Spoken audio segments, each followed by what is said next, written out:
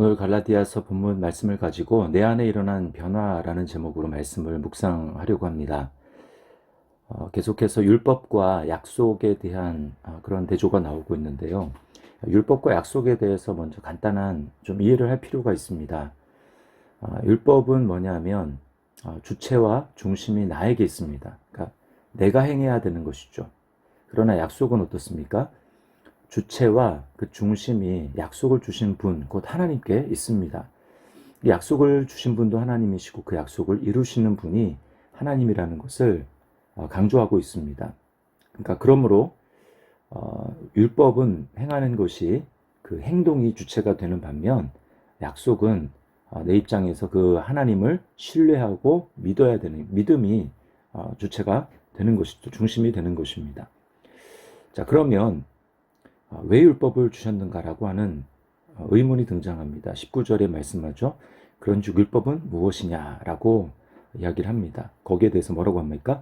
범법함으로 더하여진 것이라 이렇게 말씀을 하죠. 율법을 우리에게 주시기 전까지도 인간들은 여전히 죄를 지었습니다. 그러나 율법이 있기 전에는 그 죄를 죄로 여기지 않았어요. 그럼 율법을 주신 이유는 여기 범법함으로 더하여진 것이다 라고 하는 말은 우리의 죄를 죄로 규정하기 위해서 하나님이 율법을 허락하신 것입니다. 그래서 율법의 특징은 뭐냐면 죄를 우리에게 지적해 줍니다. 그러나 그 죄를 극복할 능력과 힘은 율법에게는 없습니다. 왜 그럴까요? 왜 극복할 능력이 없을까요? 그것은 이 율법의 한계 때문에 그런데요. 율법은 간접성을 가지고 있어요. 자, 그래서 19절 그 뒤에 보면 천사들을 통하여 한 중보자의 손으로 베푸신 것인데 하나님이 어떻게 주셨다고 합니까? 천사들을 통하여. 자, 그 다음에 한 중보자의 손으로. 한 중보자의 손은 누구겠습니까? 모세죠.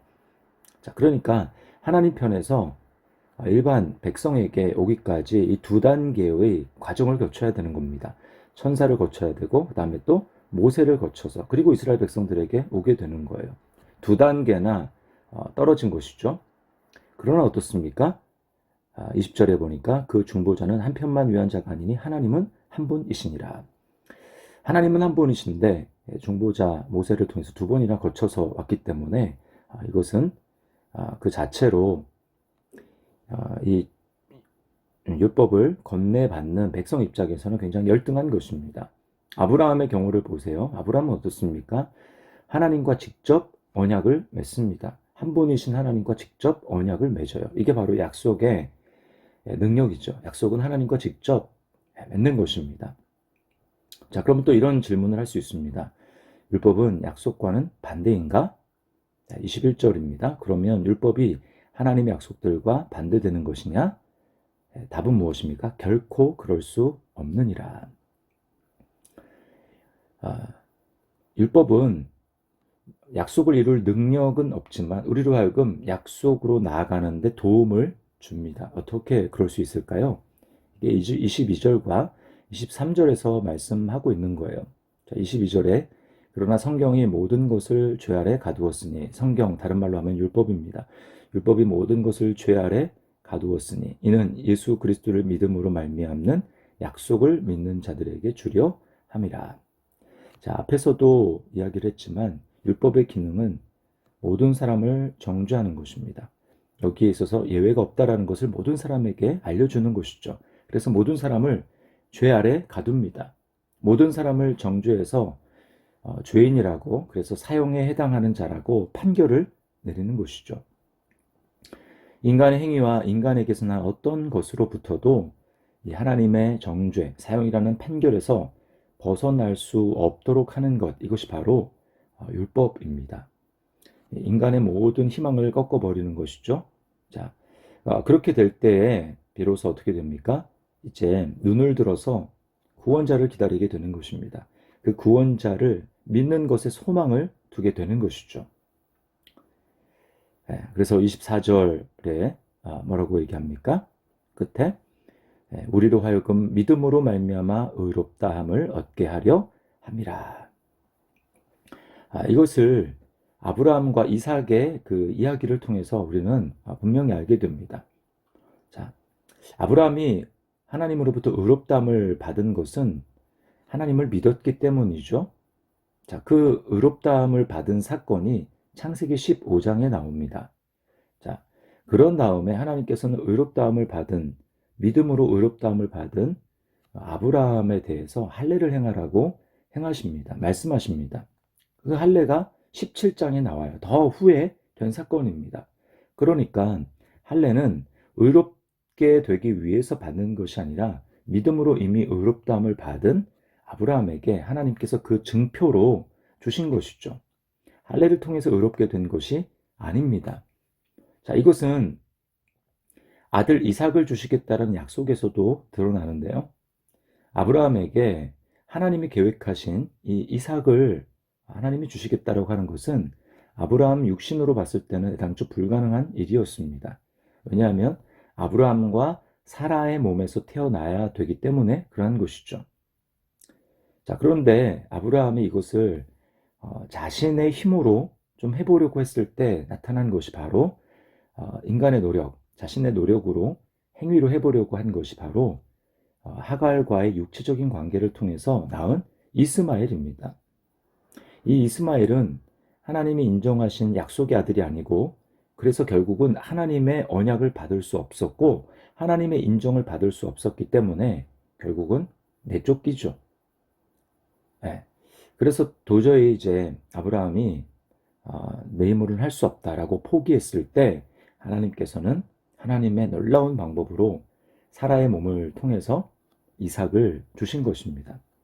그러니까 이 아들, 후손이라고 얘기하는, 여기 씨라고 얘기하는 이 단 한 사람, 이것은 사실 이삭인데 곧 예수 그리스도를 상징한다고 말하지 않았습니까? 예수 그리스도가 나게 된 것, 그 구원, 그것은 아브라함과 사라, 즉 인간의 노력을 통해서 얻은 것이 아니라 전적으로 하나님의 능력으로 하나님이 하셨다라는 것입니다. 하나님의 구원은 바로 이처럼 하나님이 우리에게 약속을 주시고 그 약속을 믿음으로 받아들이는 사람들에게 이루어지는 것입니다. 이것은 이스라엘의 나머지 역사에서도 마찬가지죠. 하나님이 우리에게 율법을 주신 것은 우리가 하나님의 뜻을 행하기에 얼마나 무능한 존재인지, 하나님 앞에서 얼마나 죄인인지를 깨닫고 하나님께 두 손 들어 항복하게 하기 위함입니다. 하나님이 마련하신 구원의 방법인 예수 그리스도를 그래서 믿음으로 의롭다함을 얻게 하려는 것이죠. 이것이 바울 사도가 로마서 8장 3절부터 4절에 말씀하고 있는 내용입니다. 이렇게 얘기하죠. 율법이 육신으로 말미암아 연약하여 할 수 없는 그것을 이라고 얘기합니다. 자, 보세요. 율법이 연약하여 할 수 없다고 얘기를 합니다. 그런데 율법이 사실은 연약한 게 아니라 뭐 때문에 연약한 겁니까? 왜 율법이 지켜지지 않은 상태로 그대로 남아 있습니까? 육신으로 말미암아. 우리 인간의 육신 때문에 율법이 연약해졌다는 것입니다. 그래서 지키지 못한 상태로 남아있는 것이죠. 그러나 하나님은 어떻게 말씀하십니까? 그것을 하나님은 하시나니 곧 죄로 말미암아 자기 아들을 죄 있는 육신의 모양으로 보내어 육신의 죄를 정하사 육신을 따르지 않고 그 영을 따라 행하는 우리에게 율법의 요구가 이루어지게 하려 하심이니라. 우리는 율법을 지킬 수 있는 능력이 없었지만 예수 그리스도께서 우리가 당한 율법을 지키지 못해서 당한 그 정죄를 하나님께서는 아들을 육신의 모양으로 우리와 똑같은 모양으로 보내셔서 그 아들의 육신의 죄를 정하셨다고 말씀합니다. 그래서 어떻게 해요?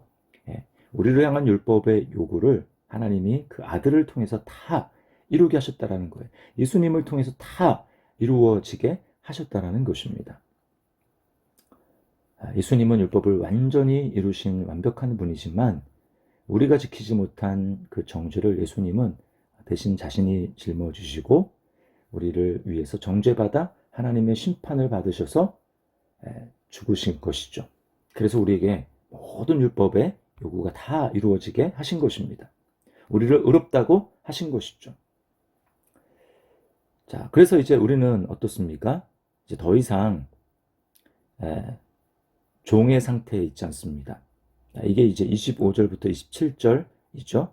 믿음이 온 후로는 우리가 초등교사 아래 있지 아니하도다. 당시 귀족들의 가정에는 이 초등교사가 있었습니다.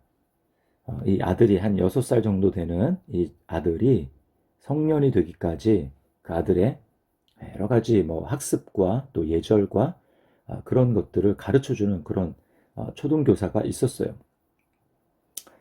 자, 그렇게 종 밑에서 훈련을 받고 그렇게 자라는 그런 아들. 더 이상 믿음이 왔기 때문에 이 아들이 성장한 다음에는 더 이상 이 종 아래, 초등교사 아래 있지 않는 것과 똑같이 이제는 우리가 그리스도와 연합해서 그리스도의 옷을 입었다고 말씀합니다. 자, 27절에 보면 누구든지 그리스도와 합하기 위하여 세례를 받은 자는 그리스도로 옷 입었느니라. 하나님의 자녀가 되었다라는 것이죠. 26절 그리스도 예수 안에서 하나님의 아들이 되었으니 우리는 이제 종이 아닙니다. 자유가 없는 그런 매여 있는 자가 아닙니다. 그러므로 우리가 이제 그리스도 안에 있는 이 신분, 그리스도 안에서 자유하게 된 이 신분, 이것을 가장 중요한 나의 정체성과 신분으로 삼아야 하는 거예요. 이것이 가장 중요합니다. 자, 이렇게 예수 그리스도를 나의 가장 중요한 신분과 정체성으로 삼게 될 때 우리는 세상이 규정하는 그런 여러 가지 이 차별, 여기서 자유하게 돼요. 자, 28절을 보십시오. 너희는 유대인이나 헬라인이나 종이나 자유인이나 남자나 여자나 다 그리스도 예수 안에서 하나이니라. 자, 모든 장벽이 철폐되었다라는 것입니다. 유대인과 헬라인 사이에 장벽이 있었습니다. 절대로 하나 될 수 없습니다. 또 종이나 자유인, 종과 자유인은 하늘과 땅 차이죠. 서로 갈등이 있습니다. 지배를 하고 지배를 받는 갈등의 관계죠. 절대로 이것을 뛰어넘기가 어려운 것입니다. 또 어떻습니까? 남자나 여자나. 당시에 여자는 제대로 된 인권이 존재하지 않았습니다. 더 나아가서 오늘날 어떤 차별과 어떤 그런 것들이 존재합니까? 인종차별이 있죠. 백인이냐, 흑인이냐, 황인이냐. 더 이상 이런 것으로 사람들을 규정하지 않는다라는 것입니다. 누구는요? 그리스도인은 그리스도 안에서 하나님의 자녀가 되었기 때문에 다 뛰어넘는다라는 것입니다. 그런 세상적인 관점, 세상적인 구별, 이것을 다 뛰어넘을 수 있다라는 거예요. 부자나 가난한 자나 지식인이나 잘 배우지 못한 그런 사람이라도 권력을 가진 사람이나 약한 사람이나 또 많은 사람들에게 인기를 얻는 인싸나 또는 그렇지 못한 아싸나 그것을 가지고 사람들을 판단하면서 그런가 그렇지 않은가 이런 잣대로 더 이상 우리 그리스도인들은 그렇게 바라보는 사람들이 아닙니다. 예수 안에서 하나가 됐어요. 하나님의 자녀가 된 것이 어떤 우리의 세상적인 무엇을 가졌기 때문에 우리가 하나님의 자녀가 된 것이 아닙니다. 우리는 다 죄 아래 있었고 죄 아래 갖추어져 있었어요. 가두어져 있었습니다. 종이었습니다. 하나님 앞에 죄인이었어요. 그것이 세상적인 것으로 된 것이 아무것도 없습니다. 우리의 노력으로 된 것이 아무것도 없어요. 그러므로 오직 그리스도 안에서 우리가 예수님을 믿음으로 하나님의 자녀가 되었다면 우리는 오직 이거 하나만 자랑해야 됩니다. 새로운 신분, 새로운 피조물, 세상이 정한 기준으로 편가르기를 하고 혐오하고 갈등해서는 안 됩니다. 하나님의 자녀로서 거룩한 성도로서 우리는 서로를 바라보아야 합니다. 상대방 안에 있는 예수 그리스도의 형상, 상대방 안에 사시는 예수 그리스도, 그분을 바라보는 것이죠. 우리는 단지 외적인 신분만 바뀐 것이 아닙니다. 그리스도의 영인 성령을 우리 마음에 보내주셔서 이제는 전에는 율법의 기능이 우리를 정죄하는 것으로만 끝났다면 이제는 율법을 통해서 하나님의 말씀을 통해서 우리 마음을 정죄도 하지만 뿐만 아니라 성령을 통해서 우리는 예수님의 마음을 갖습니다. 왜요? 그분이 예수님의 영이니까. 하나님의 마음을 갖습니다. 왜요? 그분이 하나님의 영이니까.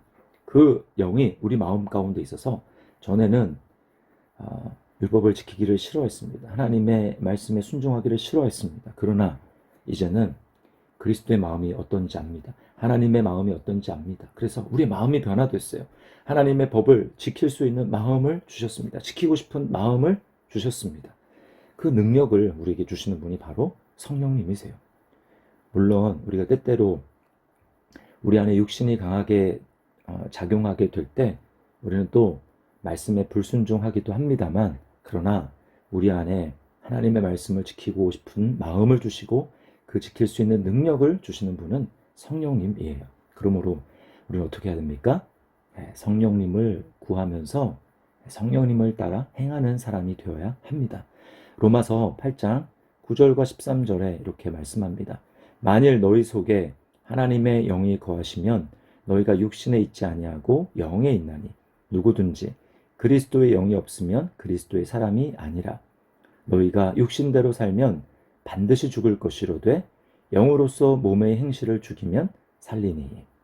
자, 오늘 말씀을 기억하고 우리 힘으로 율법을 지킬 수 없었던 이 죄의 종된 신분에서 그리스도를 통하여 우리를 하나님과 그리스도와 연합하게 하시고 또 그리스도로 옷 입게 하시고 우리 하나님의 자녀로 삼아주신 것을 기억하며, 또 이제는 성령을 우리 안에 마음 가운데 부어주셔서 하나님의 마음을 알게 하시고 또 하나님의 뜻에 순종하고자 하는 마음과 능력을 주신 그 성령님을 따라서 오늘도 하나님의 뜻을 이루며 나아가는 우리의 삶이 될 수 있기를, 세상을 세상의 시각으로 우리 자신을 규정하지 않고 그것을 넘어서 하나님의 시각으로 서로를 바라보며 세상을 바라보며 넉넉히 승리하는 우리의 삶이 될 수 있기를 주님의 이름으로 축복합니다.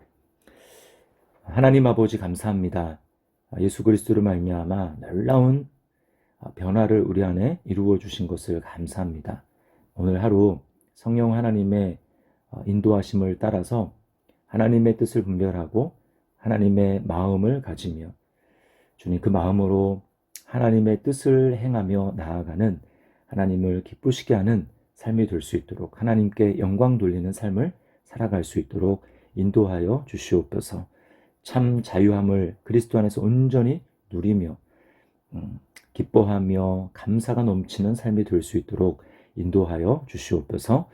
감사드리며 예수님의 이름으로 기도드리옵나이다. 아멘.